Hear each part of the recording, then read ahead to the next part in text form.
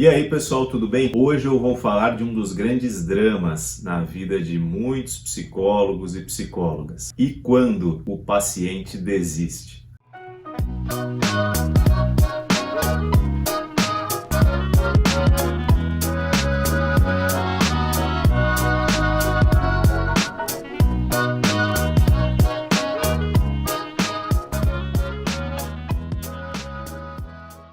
Bom, pessoal, esse assunto que eu vou falar hoje, acho que é um assunto muito importante e um assunto muito comum. Eu já perdi a conta de quantas vezes, conversando com colegas, com alunos no curso de psicologia, ou até mesmo, não é, recebendo perguntas aqui pelo YouTube, pelo Instagram, eu recebi esse tipo de preocupação. Professor, e aí, quando os nossos pacientes desistem? Será que eu sou incompetente? Foi culpa minha? O que eu fiz de errado para que o meu paciente desistisse do processo psicoterapêutico? Bom, logo de cara eu vou te dizer o seguinte, que a não ser que você tenha cometido uma falha grotesca, e o que seria uma falha grotesca? Por exemplo, você não foi uma pessoa muito bem educada com seu paciente, foi uma pessoa agressiva, ríspida, ou sei lá, você faltou com o sigilo profissional, né? Você contou alguma coisa do seu paciente, mencionou o nome dele para uma outra pessoa e ele ficou sabendo, ou você já começou a sessão falando de um outro paciente e não foi sigiloso naquilo. Quer dizer, isso seria uma falha grotesca. Ou ainda, você teve uma atitude de julgamento em relação ao que o seu paciente trouxe para você, julgou os valores morais, as escolhas dele, saiu ali dando conselhos, dizendo o que ele deveria fazer, condenando o que ele fez. Quer dizer, isso são falhas grotescas, coisas que qualquer um que já passou do primeiro semestre de uma faculdade de psicologia sabe que não tem o menor cabimento se fazer. Então, a não ser que você tenha feito alguma coisa assim muito absurda, a exemplo das que eu falei agora há pouco, normalmente, se o seu paciente desiste, para de vir ao processo psicoterapêutico, isso tem muito mais a ver com ele do que com você. Fique tranquilo, fique tranquilo. Bom, então já que a gente está descontando, a gente está deixando de lado essas situações extremas, como a gente pode explicar então a desistência de um paciente? Eu quero usar aqui o princípio científico epistemológico da navalha de Ockham,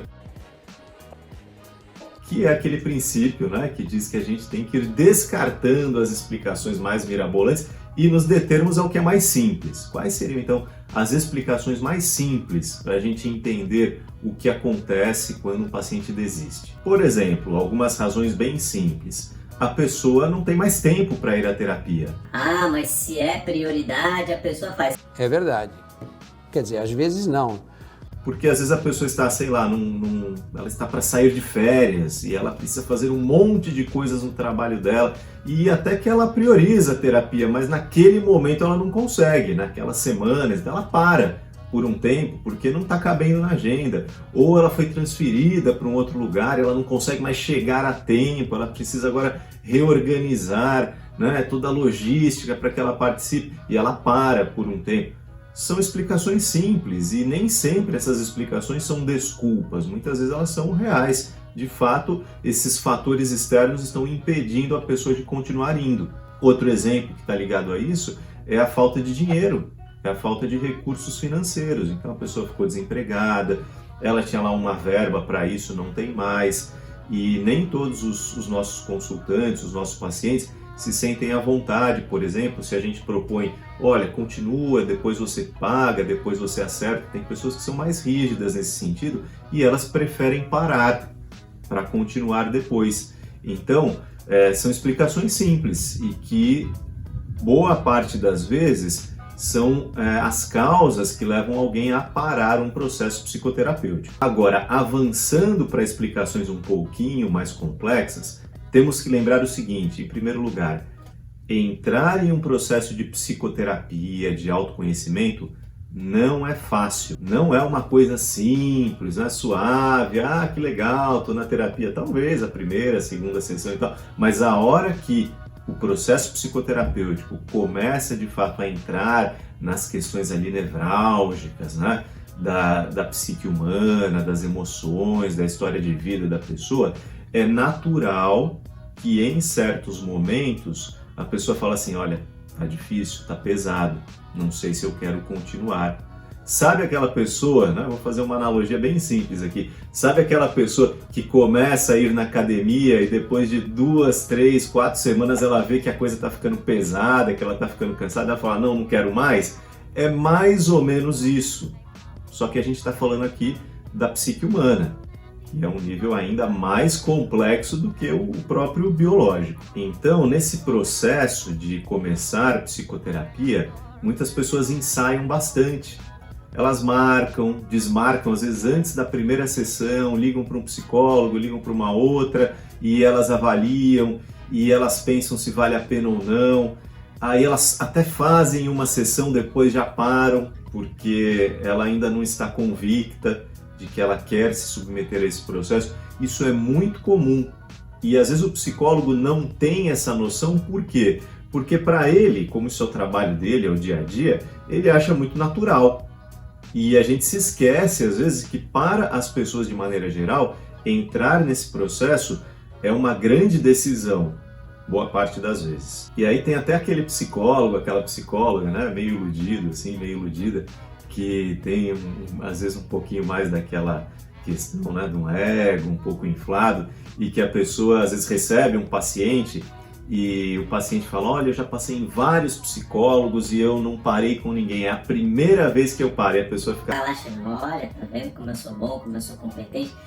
Nem sempre. Na verdade é o seguinte, se a pessoa não tivesse ensaiado tanto até que ela tomou a decisão, ela também não continuaria com você. Então agradeça aos seus outros colegas que fizeram toda essa parte inicial, né, de ajudar a pessoa a tomar essa decisão e que prepararam essa pessoa para entrar num processo psicoterapêutico de fato. E lembre-se que às vezes você é esse profissional que justamente está fazendo isso, está ajudando alguém, não é nem a entrar no processo psicoterapêutico, mas é a se preparar para encarar essa ideia mais seriamente. E tem um outro ponto que eu acho muito importante colocar aqui para vocês, e que eu acho que isso ajuda bastante a gente a lidar com a frustração que é perder um paciente em muitas ocasiões, que é o seguinte, boa parte das vezes as desistências, elas são um indício de que você estava no caminho certo. Quer dizer, o processo psicoterapêutico estava avançando,